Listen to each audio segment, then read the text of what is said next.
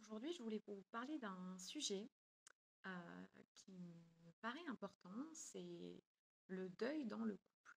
Alors, quand l'un des deux partenaires, justement, perd un proche, c'est souvent une épreuve et c'est souvent assez révélateur parce que, en fait, on a des fortes attentes par rapport à ça, par rapport à notre partenaire quand il nous arrive finalement un des pires drames de la vie, hein. Et c'est quelque chose qui va soit renforcer le couple, soit exposer d'éventuelles fissures qu'il peut y avoir. Donc, comment gérer tout ça? Parce que c'est assez complexe.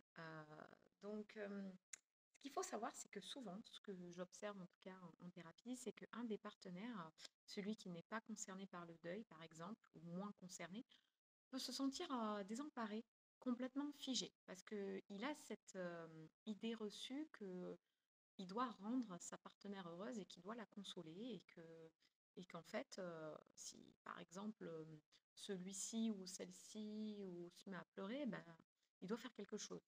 Bon, c'est peine perdue puisque de toute manière, la tristesse d'un deuil, elle doit être vécue et on peut pas l'enlever. Donc ça envoie déjà des messages un petit peu compliqués. Et ça donne une attitude assez contradictoire parfois et qu'on a envie d'aider, mais qu'on ne sait pas quoi faire et qu'on reste figé. Donc, l'autre, celui qui vit le deuil, des fois ne comprend pas toujours.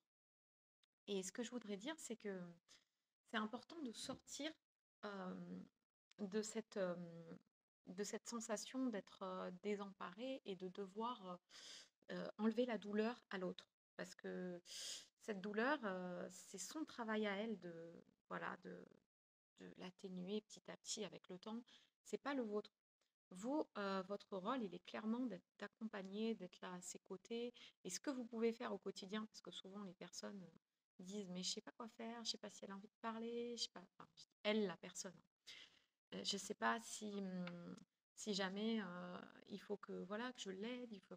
En fait, demander. Souvent, on se prend beaucoup la tête. Ou dites simplement, si tu as besoin, dis-moi, si tu as envie de parler, je suis là, si tu as envie que je commande à manger parce que tu es fatigué et que voilà, enfin voilà. De vraiment proposer et de montrer juste que vous êtes là en soutien, c'est déjà énorme. Et c'est des choses toutes simples, mais quand on demande aux personnes qui vivent un deuil ce dont elles ont besoin, bah, des fois c'est juste ça. C'est juste des petits messages, ce genre de petites choses, et qu'on soit présent. Donc, il faut savoir que souvent, alors, excusez-moi, c'est pas du sexisme, hein, mais très souvent, ce qu'on peut remarquer, c'est que du côté masculin, il y a aussi une impression comment dire, d'avoir gardé d'avoir les épaules pour porter tout ça.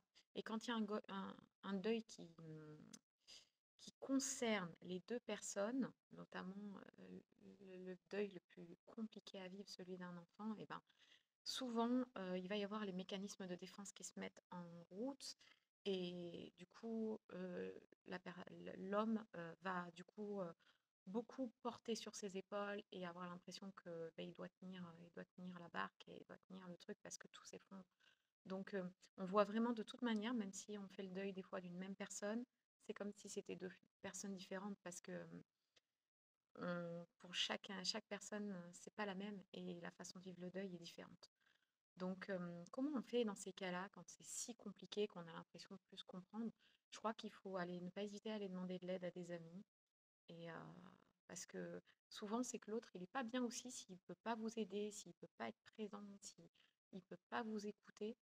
Ou alors un thérapeute, voilà, si jamais c'est compliqué aussi avec des amis, parce que ça permet de comprendre, de faire ce travail qui est, voilà, qui est pas évident à faire, vraiment. Et il faut savoir aussi une chose importante, c'est qu'il y a certaines personnes qui ont une aversion pour parler de la mort, pour qui c'est compliqué. Euh, Ce qui aide beaucoup malgré tout, c'est d'en parler finalement avant la mort arrive et d'en parler de façon plus...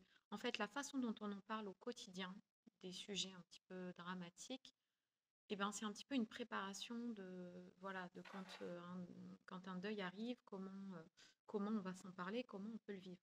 Donc, c'est vrai que ça peut faire très peur, on peut ne pas avoir envie d'aborder ces sujets-là parce que c'est pas agréable. Et pourtant, et pourtant, quand on dit, ben, voilà, moi j'ai très peur, déjà rien que de dire ça, hein, j'ai très peur de perdre mes parents, j'ai très peur de et ben rien que déjà de pouvoir en parler à son conjoint, à sa moitié, beh, c'est déjà, quelque chose où on voit la façon dont on en parle, si jamais le sujet va être lucide. Donc n'hésitez pas parce que quand on est dedans, on est dans le flou, dans la contradiction, c'est beaucoup plus compliqué. Donc voilà, il ne s'agit pas d'en parler pendant des heures, mais juste de pouvoir aborder le sujet, c'est important. Voilà ce que je peux vous donner comme conseil. Alors je vous souhaite une bonne journée et n'hésitez pas à me dire, votre ressenti par rapport à voilà, à mes vidéos. Bonne journée à tous, au revoir.